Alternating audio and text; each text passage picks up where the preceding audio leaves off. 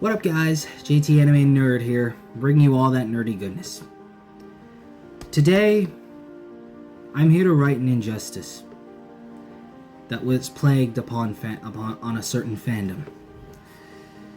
Now, today, I am here to share with you the rewritten edition of Trollhunters Rise of the Titans. But before we get into it, I need to share a bit of my story with this series. Now, I love the Tales of Arcadia series on Netflix. I'll never forget when I first saw Trollhunters. I was amazed. But then, that movie came to be, and what I was expecting to pretty much be the Avengers Endgame of the Tales of Arcadia series,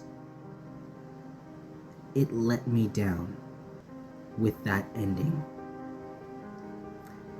And it just breaks my heart. Tales of Arcadia series was a series of incredible storytelling. But I don't know what was going through the heads of the people in the very writer's room when it came to the story decisions in this movie.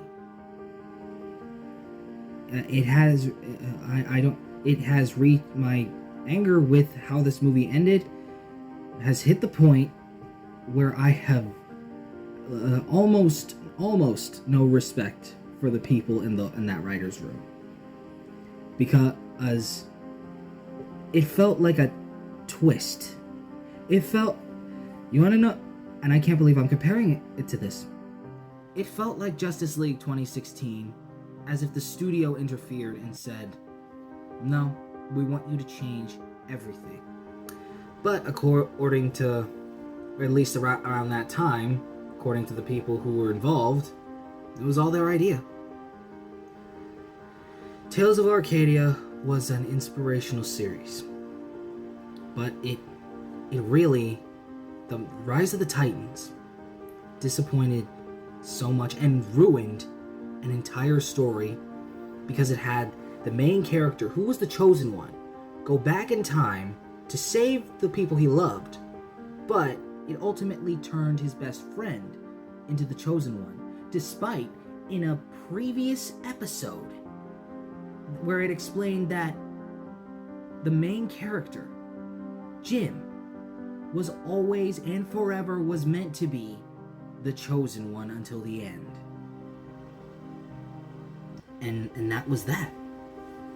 But now this movie came along and ruined it. It ruined a whole trilogy of storytelling, to the point where the fandom mourns, even probably to this day. I've watched the series so many times, even after the movie, but I've only seen the movie very little times as much as I have the series, the 3 series. So, I believe the time has come to share my full rewrite of Trollhunters Rise of the Titans. So I ask everyone who is watching right now, who is a fan of Tales of Arcadia, whether you're just a fan of Trollhunters, 3 Below, or Wizards, or even if you are actually a fan of Trollhunters Rise of the Guardians, good for you, but my opinion is that I don't really like the movie, and a majority of the fan base does not like the movie because of the ending. So I implore everyone watching right now, spread this video. Owe it to your friends, your family who loved this series but hated how the movie ended. Show it to the YouTubers who either love the Tales of Arcadia series and just review it, or show it to YouTubers whose entire channel was based around that series. I'm asking because not for views, not for subscribers. I mean, I highly doubt this video will ever get monetized, because I know I'll get a copyright strike if it does. But I want you guys to spread the word of this video to the fans of Tales of Arcadia series, because I want to give people all you fans out there what I have now. Closure. Complete closure. Even if it's not an official story, even it was created by a fan who at least has an understanding of what these series were trying to do. The character development, the story, the decisions. I understood it to a point. And I am bold enough to say that what I have written is 10 times better than what the movie has given us. And I'm not normally the kind of writer to say that my work on someone else's property is better than the original creators. But when it comes to this movie, I'm bold enough to say that. So, without further ado, I give all you viewers out there what should have been Trollhunters, Rise of the Titans. Keep it crispy.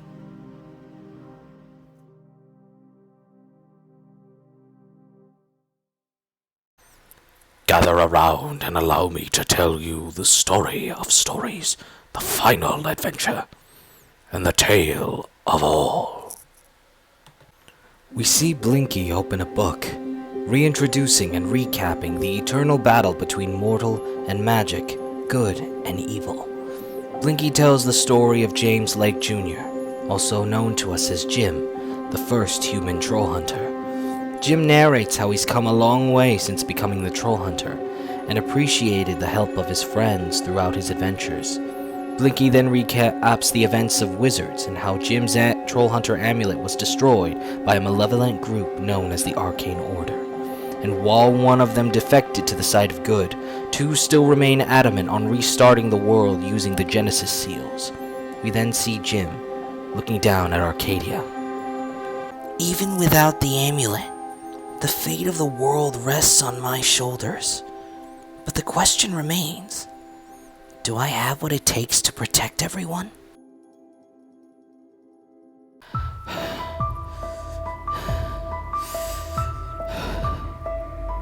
We then begin to hear heavy and fast breathing, it being revealed to be none other than Jim. However, Jim appears to be in human form and in his original blue armor. Suddenly, Jim then gets attacked by what appears to be a red beastly doppelganger, revealing that this was the moment Jim was cast into the deep by the Troll Tribunal. Jim states that the creature didn't answer his question. What is he? The creature replies, I am the destiny you are meant to follow. To be the troll hunter is to sacrifice much, even who you are. Jim tries to argue. You're lying. I could never be you. Embrace your destiny, troll hunter. Because if you don't, everyone you love will die. Dark Jim strikes at Jim, followed by Jim parrying Dark Jim's attack.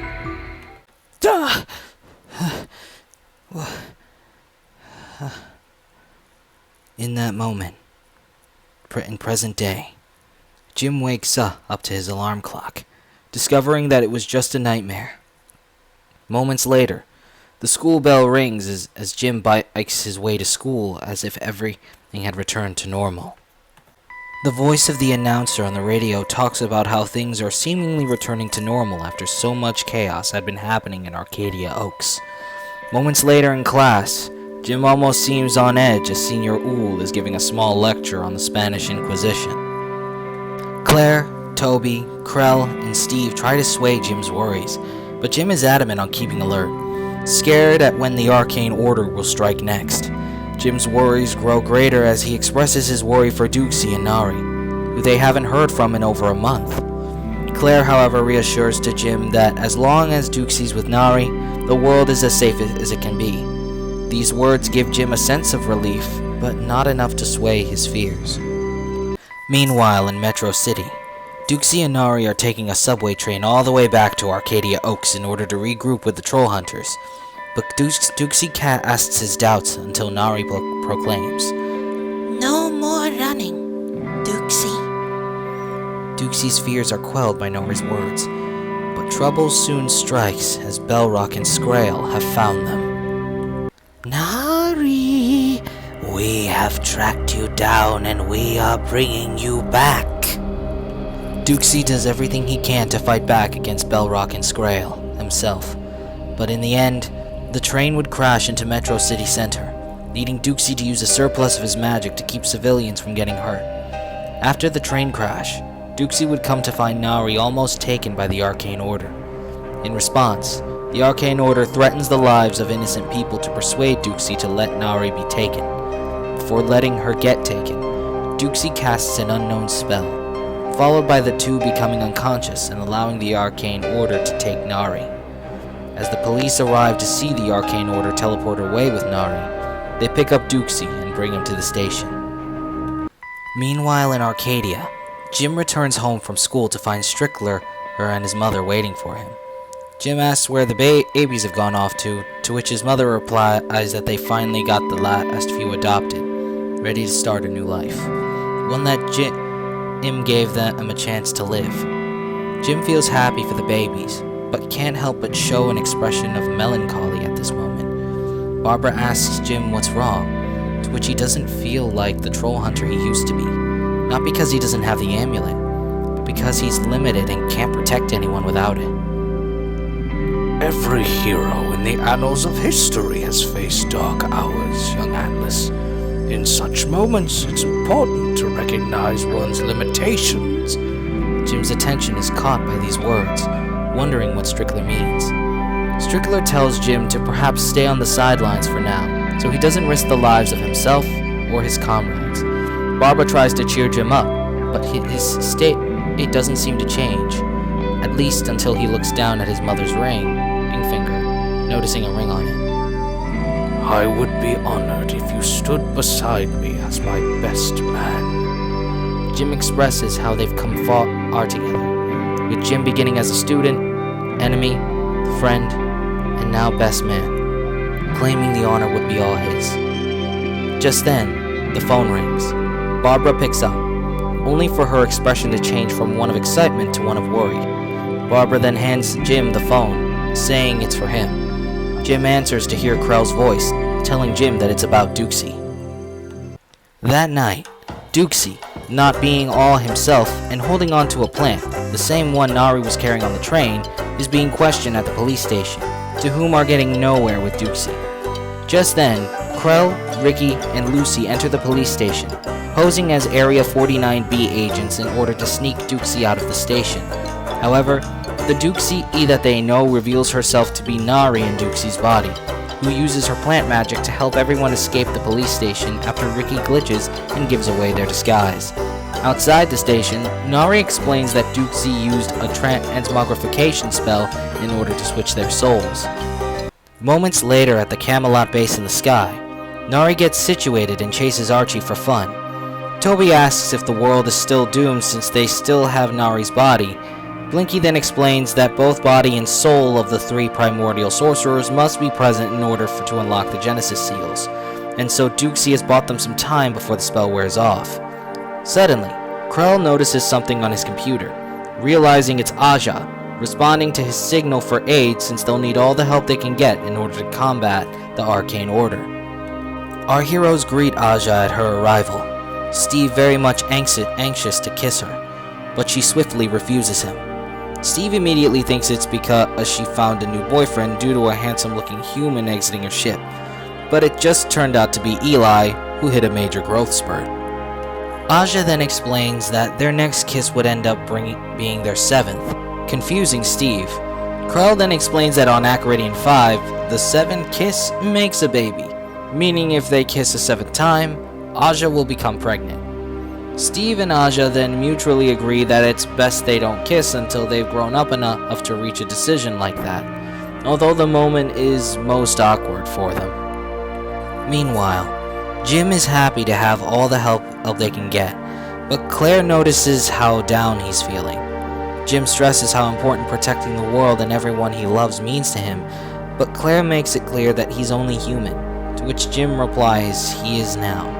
Claire responds, "And that's enough for me."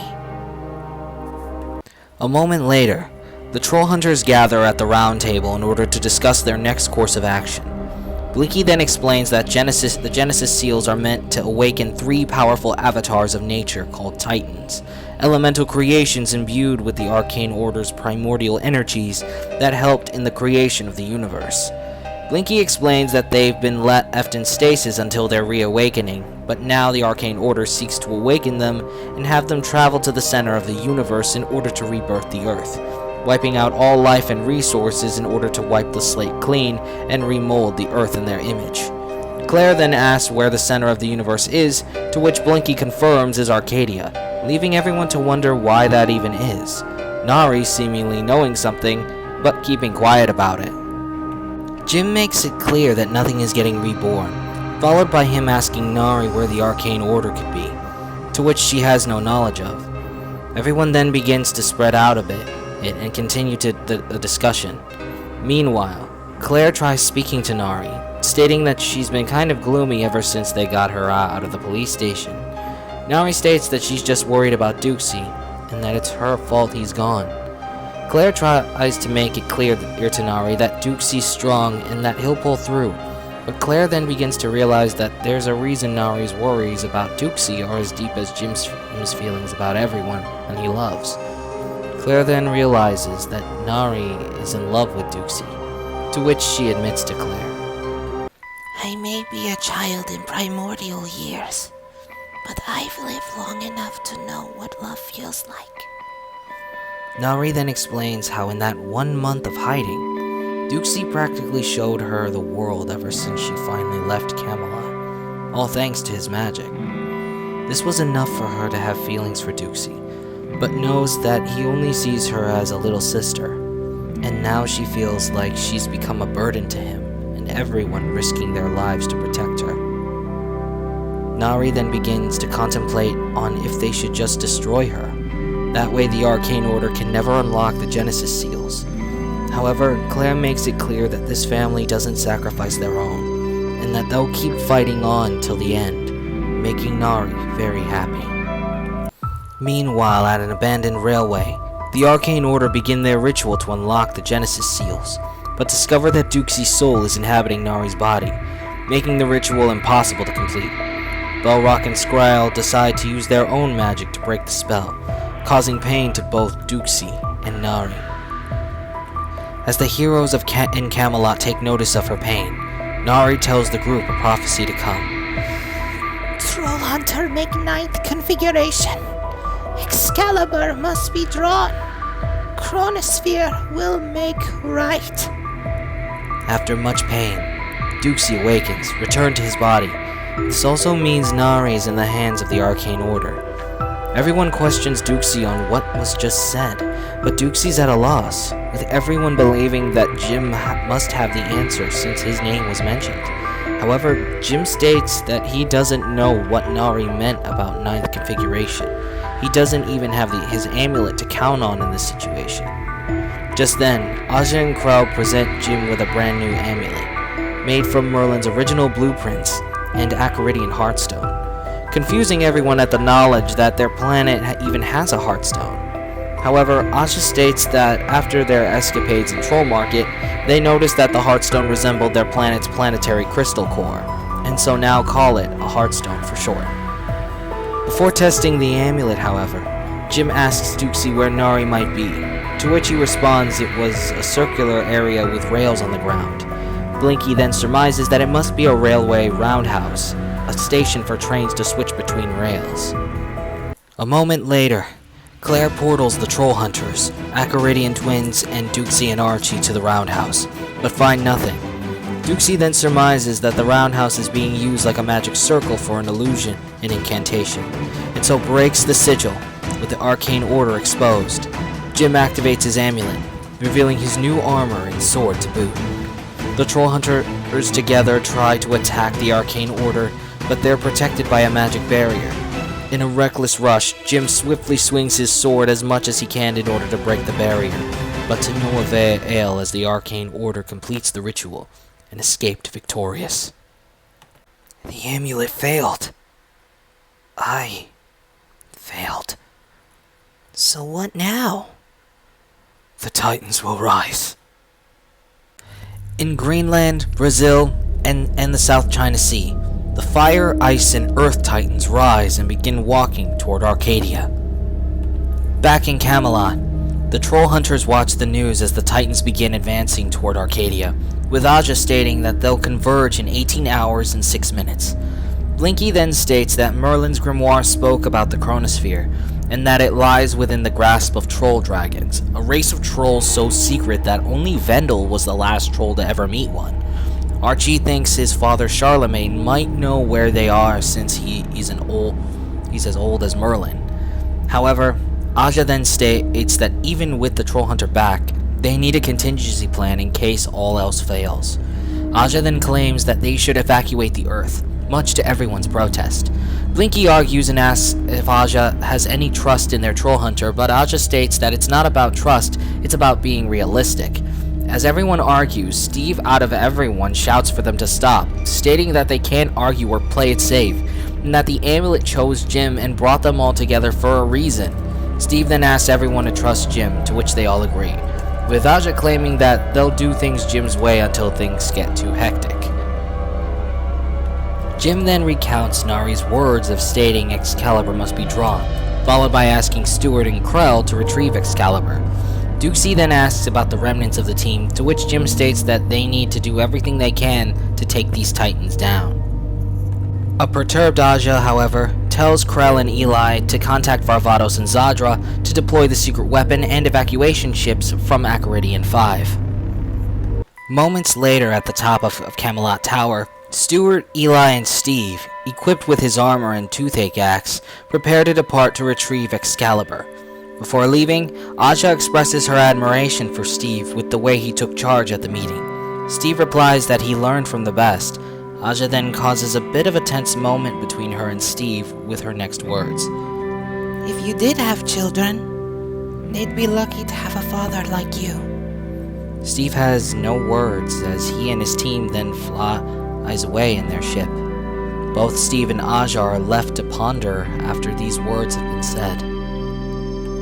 As the group prepares for the mission, Claire once again notices Jim on edge, and so she asks him what's wrong. Jim worries about how the world is about to end, and even with the amulet, he can hardly do anything to stop it, scared of losing everyone he loves, especially Claire. Toby then arrives, ready to join Jim on attacking one of the Titans.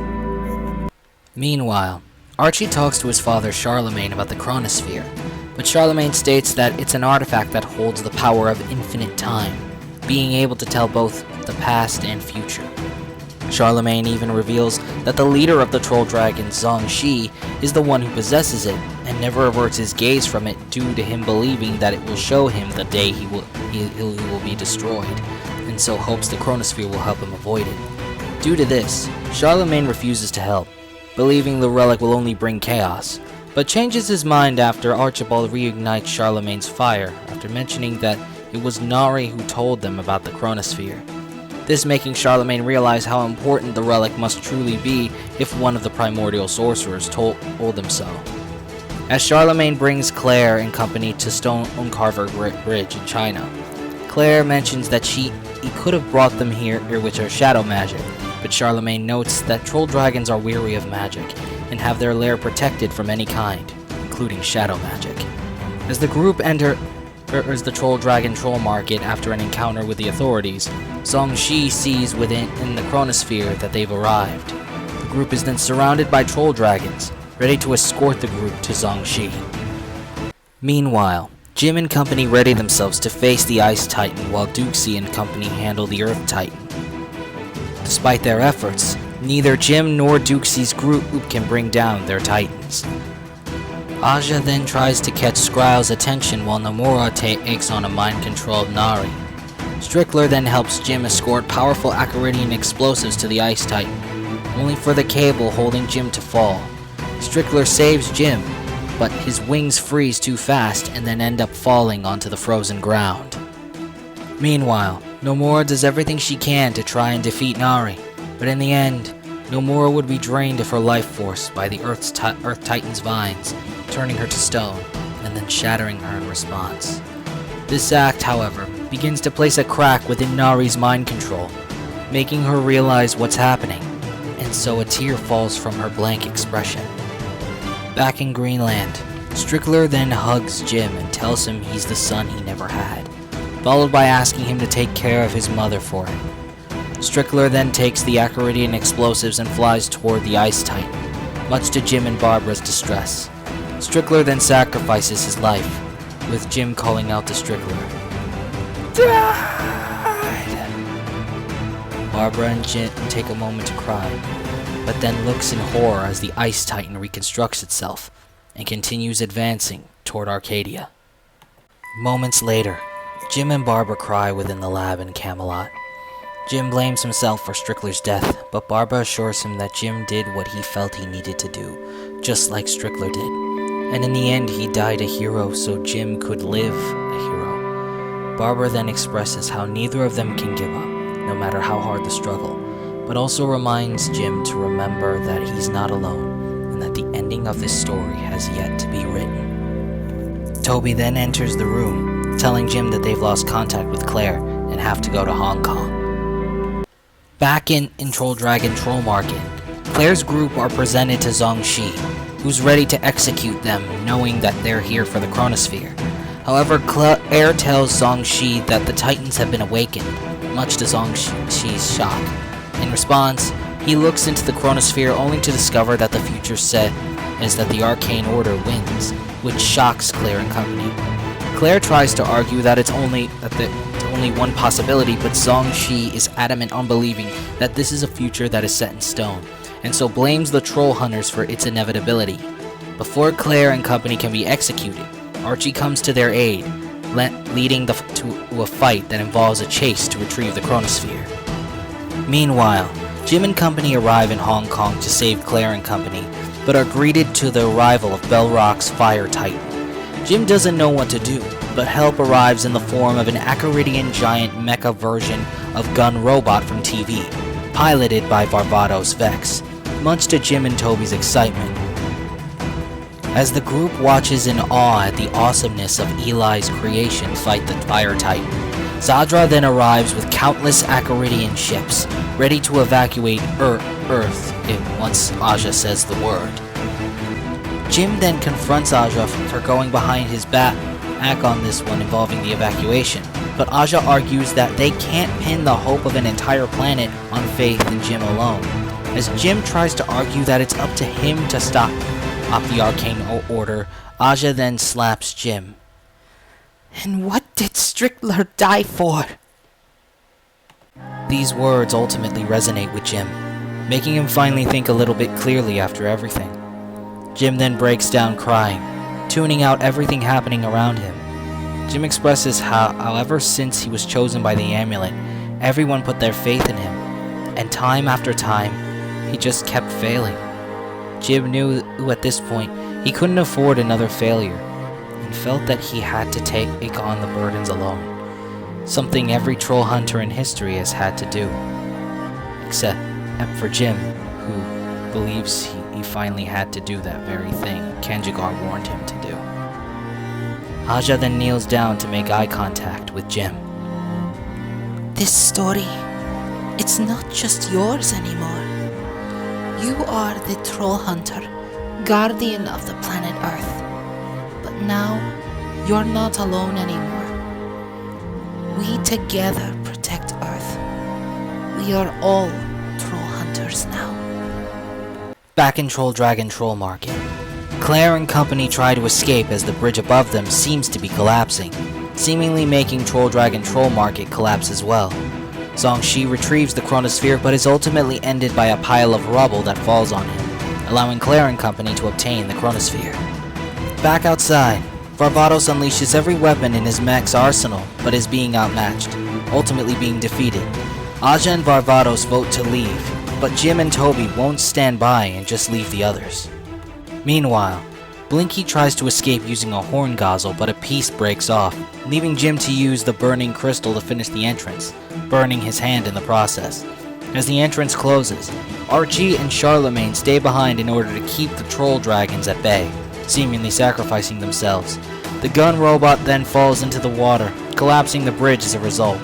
leaving Jim and company to escape via shadow magic before a tsunami caused by the felled gun robot can engulf them. Barbados then asks where the Titan is going, and Aja responds, Arcadia. The next day at Arcadia Oaks National Park, everyone's filled in on the sacrifice of Strickler, Nomura, Archie, and Charlemagne. Jim states that this is where they have to stop the Earth Titan before it gets to Arcadia, and at least have the Chronosphere here, to which they don't know how to use. Duxie explains how he's been going through Merlin's notes and books again and again, but has never found out what about Arcadia makes it so special. Despite this, Duxie expresses on how he wants to try and free Nari, despite everyone's worry that the attempt would end in failure. Aja then pinpoints Nari's location in Mexico, leading Jim, Claire, and Duxie to teleport to her via shadow magic. Nari attempts to kill the trio, but Duxie grabs Nari's hand. "No more running, remember?" Just then, Duxie enters Nari's mind, seeing echoes of her memories, even of times before humanity. Duxie sees an image of a strange crater in a strange land that feels familiar somehow. Just then, Duxie finds a crying Nari, who feels ashamed of herself for killing Nomura and being responsible for the deaths of many people back in the age of Camelot, and feels that it's better if she were destroyed. Duxie, however, just holds her, never letting her go, claiming that she's the closest thing to a sister he's ever had, and that he knows it's not her fault. Duxie allows Nari to cry everything out until she finally calms down and smiles, happy to be in Duxie's arms. So this is what humans truly fight for. It's beautiful. Back in reality, Nari is freed of the Arcane Order's mind control. After Duxie and Nari hug, Jim asks about the prophecy she spoke of. Nari merely repeats her words, using a flower as an example of her explanation. Time unfolds differently, like a flower. But flowers' petals can be picked to create something just as beautiful. Jim expresses how she's not making sense, but Duxie at least assures that they have Nari back now. Nari, however, reiterates, No, you have a Titan. Despite being miles away, Claire volunteers to teleport everyone back to the national park. Back at Arcadia National Park, Skril's Ice Titan appears, with the Trollhunters regrouping together again as Jim and company return with Nari wielding her Titan. Both the Earth and Ice Titans begin fighting, almost getting a group of Arcadia high school kids caught up in the battle, but Nari protects them as best as she can in order to let them escape. In the end, both Nari and Skrill destroy each other, destroying both Titans in the process, much to the distress of the Trollhunters. Duxie runs to Nari with her essence bringing life to the environment, but her voice echoing that she has not been honest, but has loved Duxie every second she's been with him. Nari's voice says goodbye to Duxie, but she gives him one last gift, the memory she possesses with information that she held back from telling the Trollhunters. As the Trollhunters grieve, Aja finds out that Bellrock's Fire Titan is still advancing, with Krell stating that it's still headed for Arcadia. Blinky then reads the book again, stating that the three joined together would rebirth the world. However, Duxie uses magic he never used before, and now Rava Ives a missing and ripped out page of the book, which reveals that if one of the Titans makes it, then it will be that element in which the Earth is reborn. Duxie then reveals that Nari shared her memories with him before she died, and revealed to him as to why the Titans converge on Arcadia. Duxie uses magic to show a land long forgotten, a land that was struck by a powerful orange meteor, and this place was known as Avalon. Blinky had only ever heard about Avalon in legend, claiming it was a haven for magical beings alike, but it's also revealed that Avalon was the birthplace of the Arcane Order and Titans, as well as the birthplace of Merlin. Duxie then explains that the Arcane Order were treated and worshipped like gods by humanity, but Merlin stepped up after discovering the meteor crystal underneath Avalon, learning the arcane arts as a result. Duxie then reveals that it was Merlin who inspired humanity's first generation to think for themselves, something that the Arcane Order saw as no threat to them at the time. However, Merlin's power ultimately cast out the Arcane Order from Avalon, making them realize how dangerous humanity can be. Toby interjects about the history lesson, but Duxie tells him that it's important, as he reveals that as years passed and humanity took over the planet, Avalon would ultimately become what everyone knows as Arcadia.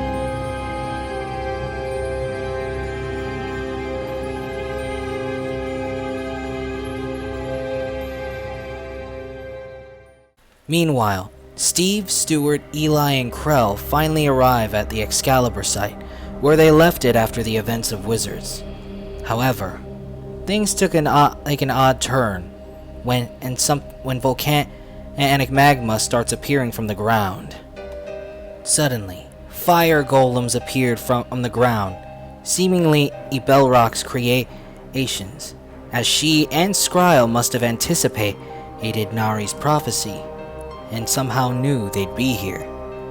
This leads Steve, Stewart, Krell, and Eli to fight, sadly having Steve lose his toothache weapon in the process due to being melted by a fire golem.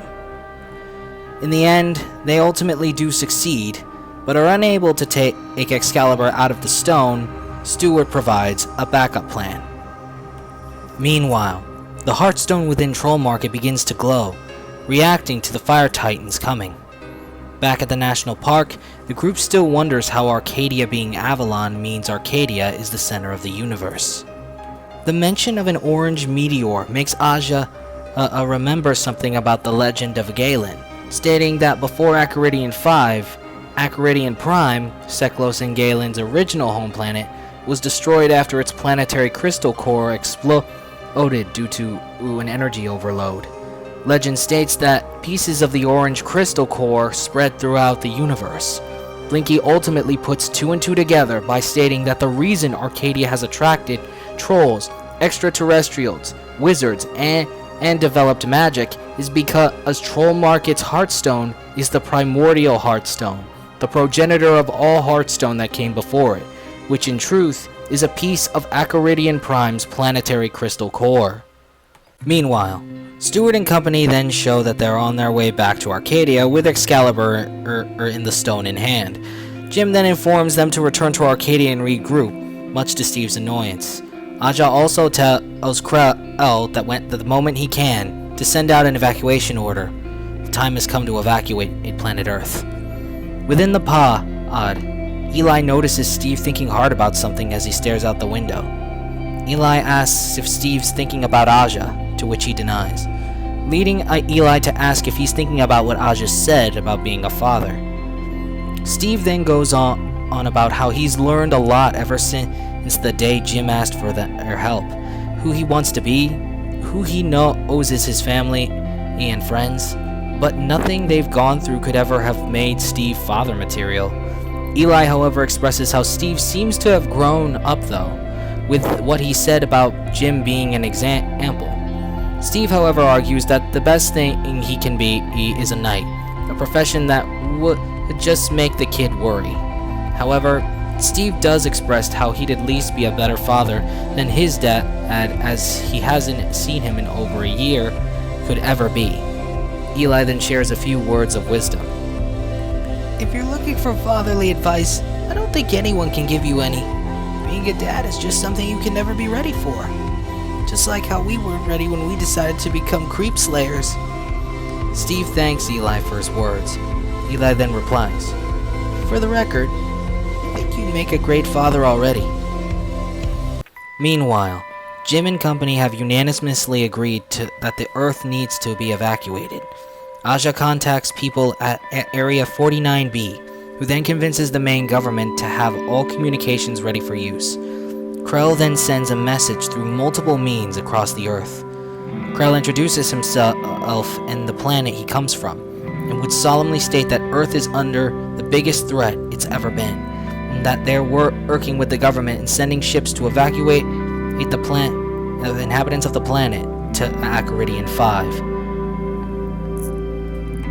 As the whole planet is being evacuated under Zadra's watch, we see everyone such as the people of Arcadia, Non Enrique, soldiers of Area 49B, the trolls from Troll Market, the wizards at Hextech, and many more, all feeling as if everything they know is about to truly crumble. In the end, over 80% of the Earth's population has been evacuated.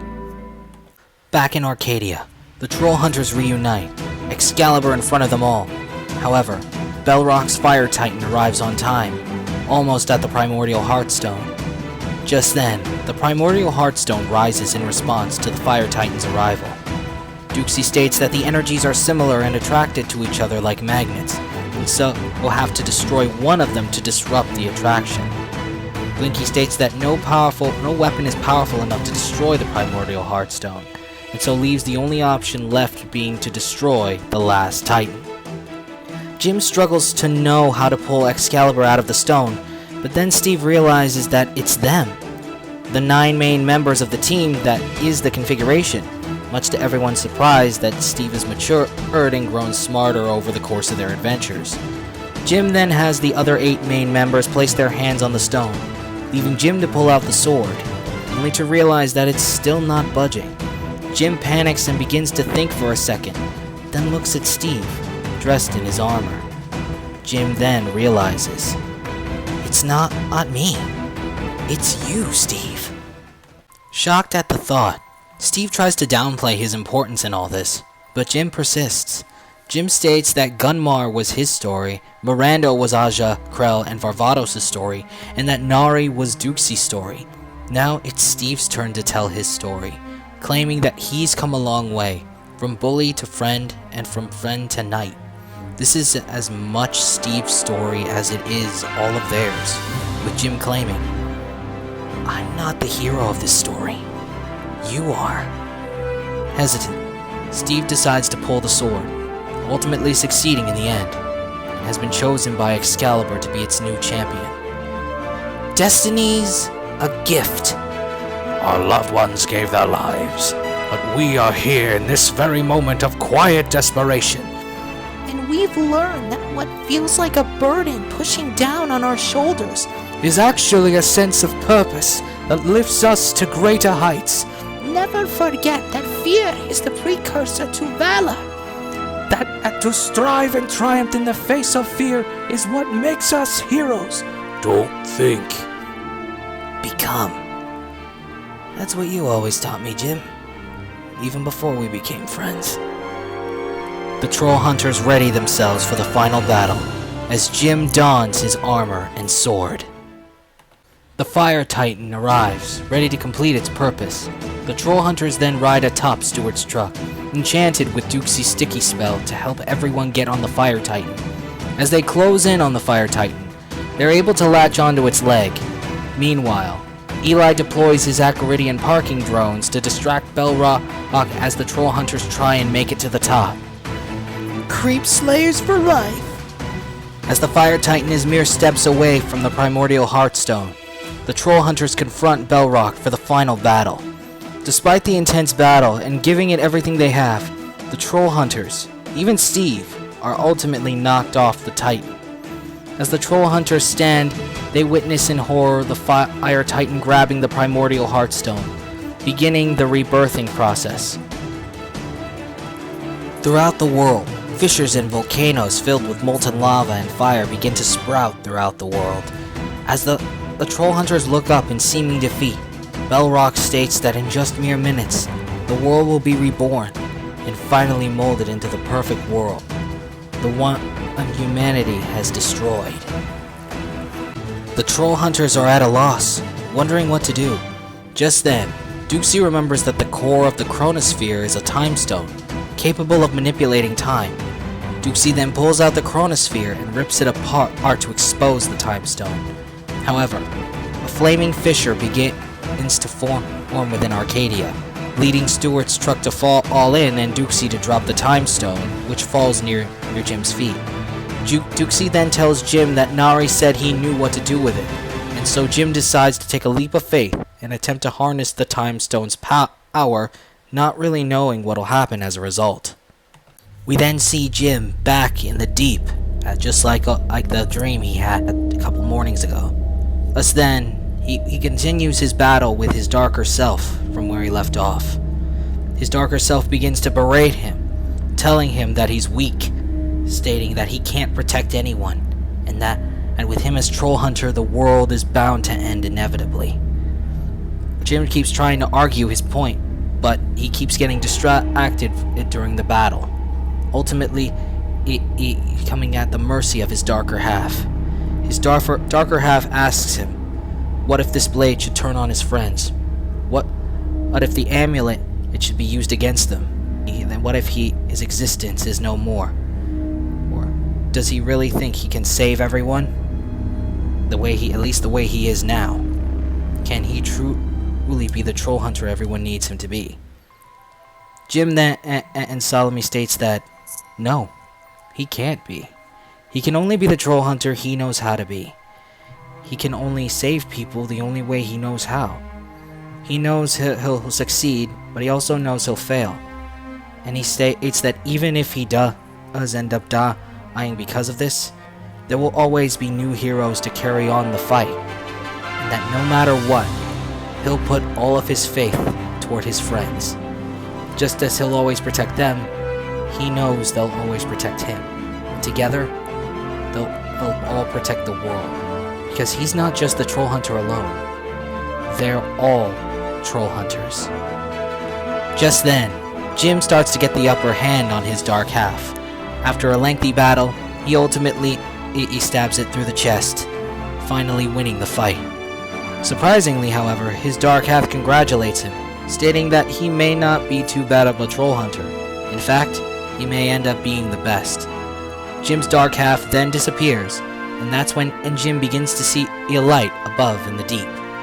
That's when Jim starts climbing, and we finally wrap up that missing piece of the troll hunter's story.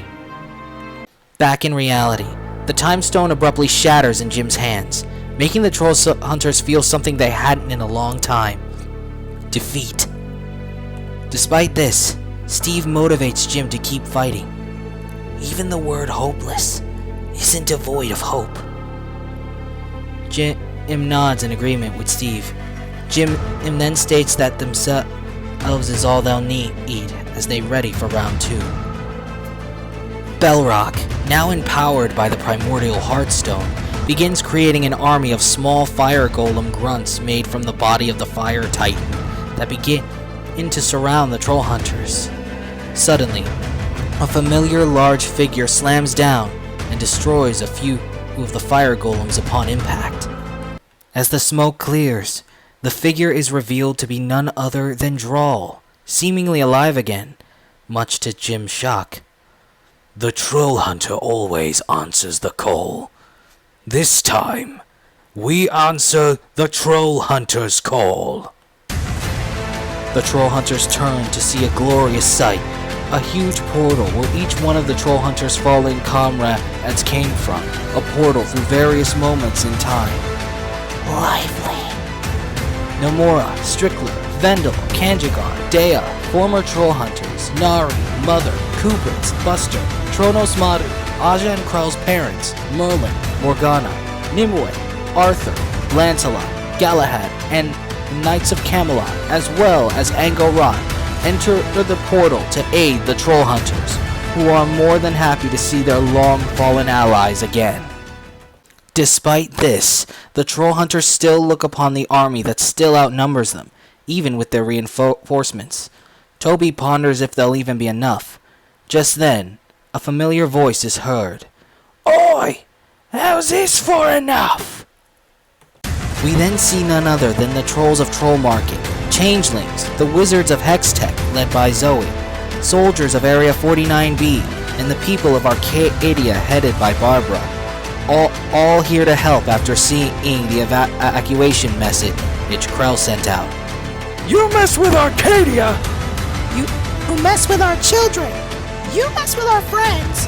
You mess with all of us!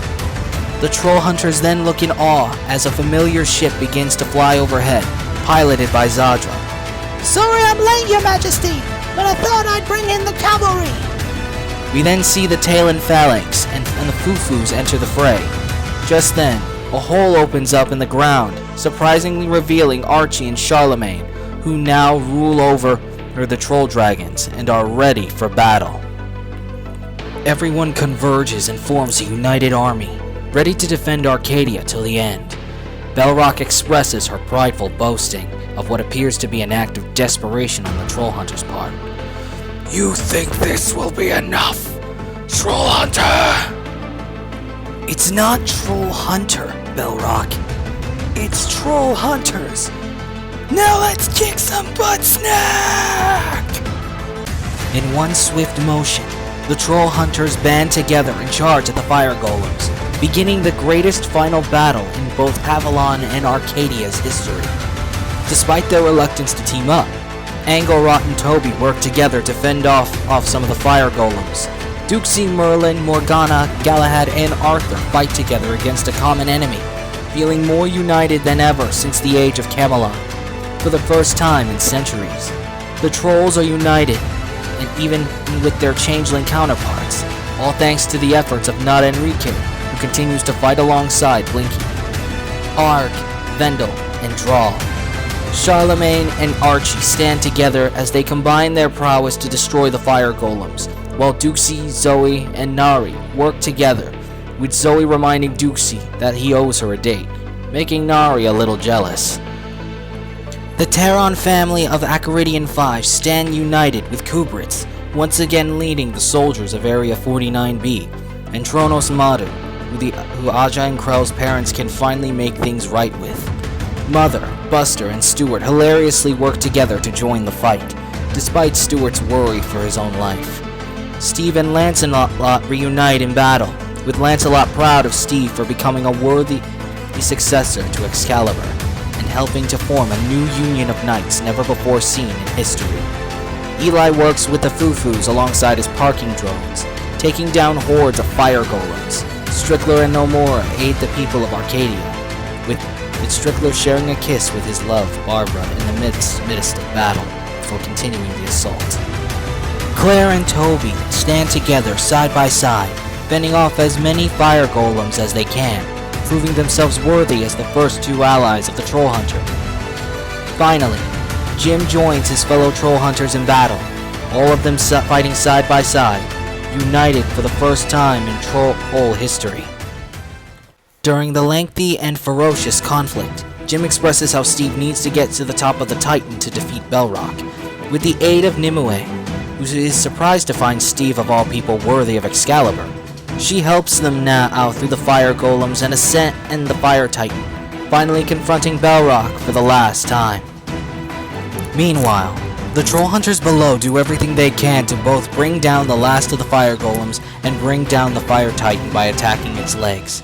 At the top of the Titan, Jim and Steve fight with everything they have against Belrock, but she succeeds in throwing Steve off the Titan, leaving Jim to fend for himself. As the battle raged, Jim was brought down, seemingly defeated as Belrock boasts that even with the amulet, Jim is no hero. Jim then stands, not backing down for 1 second, with sword in hand. The amulet didn't make me a hero. I already was. Such hubris. You will die this day, Trollhunter. As she readies for her next attack, the blade of Excalibur pierces through Belrock's back and out of her chest, causing her to bleed magma from her wound. As Belrock looks back, she sees the face of her slayer. Like Jim said, it's Trollhunters, butt snack. After throwing Belrock off Excalibur, Steve and Jim feel victorious, but witness the bond between the Fire Titan and Primordial Heartstone almost complete. Belrock boasts that it's too late, that the merging is complete, and that it's only a matter of time before the world is reborn in fire. Belrock then melts into magma, laughing as her demise is cemented. As things seem dire, Steve surmises that despite the Primordial Heartstone on being unbreakable, that Excalibur is meant to be the most powerful weapon on Earth, even more than the Trollhunter's amulet. meaning that it should be enough to theoretically pierce through the primordial heartstone and destroy it. Jim then volunteers to carry the burden, knowing what that could mean for the one who decides to pierce the heartstone, and even asks Steve to tell Claire that he's sorry that he couldn't make it. Before they get it underway, Steve then thanks Jim for everything he's given him in this life, and that he truly is his friend. Unexpectedly, Steve then hugs Jim, but then tells him to tell Aja that he loves her, much to Jim's surprise. Steve then pushes Jim off the Fire Titan, looking down at him with a solemn smile toward one of his closest friends. So long, butt snack. Steve turns to face the primordial heartstone and begins advancing toward it. Meanwhile, the Trollhunters notice Jim falling, and so Eli uses his parking drones and brings him back to the battlefield. Back on the Fire Titan, Steve makes it to the surface of the primordial heartstone. Steve then pulls back Excalibur, ready to pierce its crystal beam. Back on the battlefield, the main Trollhunters meet up with Jim, Aja asking where Steve is, with Jim unable to answer her quickly, which leads Aja to fear the worst and recklessly fly toward the Fire Titan on her hoverboard. On the Fire Titan's arm, Steve then pierces through the primordial heartstone. As the primordial heartstone reacts to Excalibur, it creates shockwaves, causing the Trollhunters to be pushed back, breaking Aja's hoverboard. In a panic, Aja then decides to make a run for the Fire Titan in hopes of saving Steve, much to Jim and the Trollhunters' protests. As Steve continues to pierce through the primordial heartstone, pushing all of Excalibur's magical energy into it, Steve begins to reminisce in his head, showing flashbacks of his moments and memories with the people who were once his victims of bullying to now his friends. Steve would then imagine a life with Aja, getting married, and eventually having a family. I guess being a dad wouldn't be so bad after all. In a bright flash, the primordial heartstone shattered, bringing the rebirth to an end. However, the blast of mystical energy would cause a great explosion that would bring down the Fire Titan entirely, pushing back the Trollhunters to the ground as they got close as they could. As the smoke cleared, the fire golems would then crumble and turn to ash. In the aftermath of the crumbling, Aja and the Trollhunters would quickly run toward and search the rubble, only to find a nearly dead Steve and a broken Excalibur. The Trollhunters solemnly praise Steve for his bravery and heroism. Aja, who is the most broken, begs Steve not to leave her. However, Steve reassures her that she'll be okay, even without him, and that his only regret was that he couldn't live long enough to be Aja's husband, or become a father. Aja then grants Steve one last gift. Aja leans down and gives Steve their 7th kiss. Your legacy will live on, my love, through our children. As the two kiss, a small light glows from within Aja's belly. Jim would then ask Steve why he did what he did. Steve just replies, I didn't think. I became. With these words, Steve dies on the battlefield. Moments later, the friends and family who returned through time are then being sent back. Duxie explains that the time stone has its limits in order for balance to be kept, and so everyone it's summoned will return to their timeline with no memory of what's happened, left to their destinies. But Jim then states, destiny that was gifted to them. As everyone says their goodbyes, especially Barbara, who takes Strickler's leaving the hardest, the fallen friends return to their respective timelines. The day ends in victory, but also in melancholy. Jim then also wonders why Nari would keep Avalon a secret from them, that Arcadia was Avalon. Duxie then explains that it was not Ari's way of showing that she believed in us, as the Arcane Order agreed to never tell humanity about what Arcadia's origin as Avalon, in hopes that they wouldn't abuse its power. Despite what the Arcane Order felt about humanity, them still not telling humanity about their true origins was in a way their sliver of hope that humanity could be better. But in the end, they felt felt that the negatives outweighed the only positive they truly had left in their heart. It makes Duxie wonder, does Nari still believe in them? And in the hopes of her siblings, that they feel the same. 1 week later, everyone is gathered around at Arcadia Square, witnessing the presentation of a statue of Steve, donned in his armor and wielding Excalibur. Everyone stands in memoriam of Steve and his sacrifice, with Jim speaking of him beginning as Jim's own form of enemy, but dying one of his bestest friends, and a true hero to Arcadia. Aja looks on as she places her hand on her belly, cementing Steve's legacy through them.